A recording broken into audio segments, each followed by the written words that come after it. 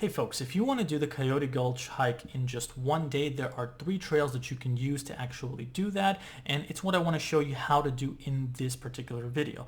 I've done the Coyote Gulch hike twice. The first time I actually got lost because despite the research that I did, the maps and the references were really bad in my experience, and there really wasn't a lot of good content on blogs or YouTube videos explaining where to actually go and what to do. You just saw go to this point, go to this point, but when you're actually there, it's really confusing to know where to go. So having a good map and reference that I'm about to show you is going to help you have a very safe and fun trip through Coyote Gulch, especially if it's your first time.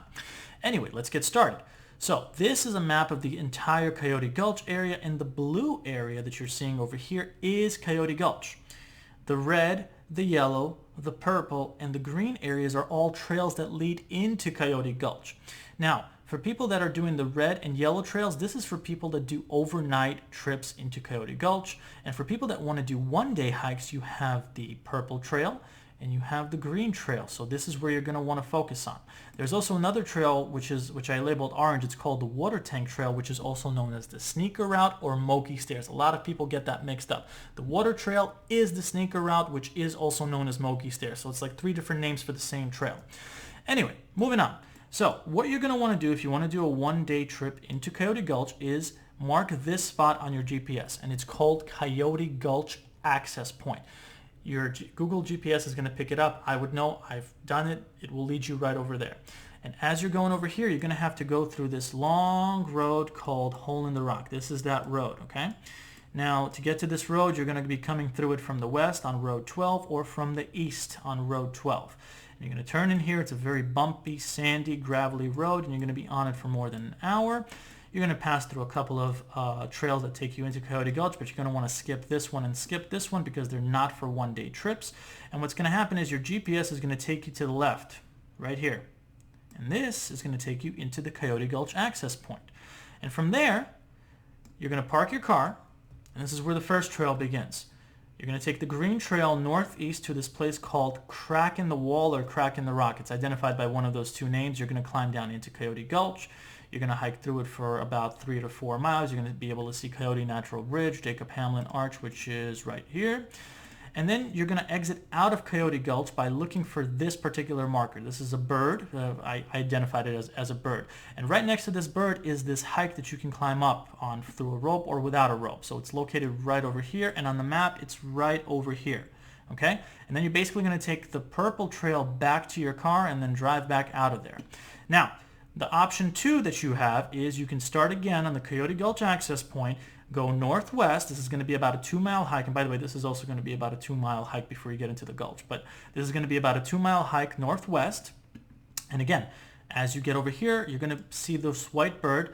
You're going to take the rope, or without it, you can climb down into Coyote Gulch, and then you can explore it, and then you can climb back out and go back the same way you came. That's your option 2.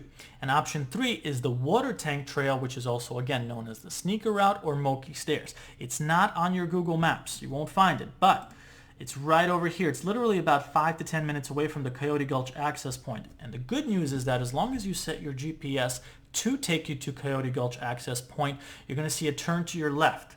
As you're getting closer and closer to the Coyote Gulch access point, it's going to go a little bit uphill. You're going to see a giant water tank. That's where the parking lot is, and that's where the Water Tank Trail begins. And as you're on the Water Tank Trail, you're basically just going to head north. It's going to be about 1.5 miles till, again, you reach this particular marker with the white bird, and then you're going to climb down, explore Coyote Gulch, climb back out, and basically hike back north. Back south, back to the Water Tank Trail where you started, and then drive back out of there. So those are your 3 options. Now, very important, whichever one of these 3 options that you take, you are going to have to either climb out of Coyote Gulch, climb into or out of Coyote Gulch, okay? And that particular spot I actually talk about in another video that I link below this particular one, where I talk about the rope climb and how strenuous it is. Basically, the short story is that if you're feeling, if you don't like heights or if you're feeling nervous about it, bring rope with you, which is about 200 feet. And let me show you the one that I used. This is the one. I will also leave a link to it below this video. It's not cheap, but it is very reliable, and it helped make the hike down into Coyote Gulch and out of it much easier for my friends and myself. And I do recommend bringing the rope just in case. But The other thing to note is that if you basically start at the Coyote Gulch access point and you take the first route into Cracking a Rock and you climb down and you go here, you are going to start from the bottom here and you're going to have to climb back out. So you basically won't be able to tie the rope. You're going to have to climb out without the rope unless there's somebody over there that is already using their rope or somebody left it. But that's unlikely. However, if you use this particular trail and hike through here into Coyote Gulch, or from the water tank trail, which I showed you is over here, and you hike into the Coyote Gulch, you're going to start from the top over here and you'll be able to climb down into Coyote Gulch, so you'll have time to take your rope down and then climb back out. I use the rope. I recommend it. Some people do it without rope, but that's just something you need to keep in mind, and it's a very strenuous hike.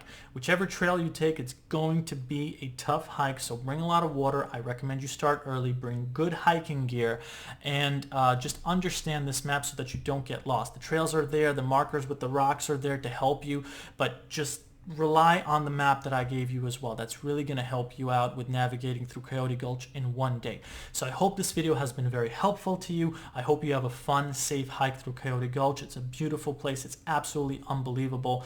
I love Jacob Hamlin Arch, and I'm going to come back there and explore it more, and I will be making more comprehensive videos on this place. So with that said, thanks so much for watching, and have a great one.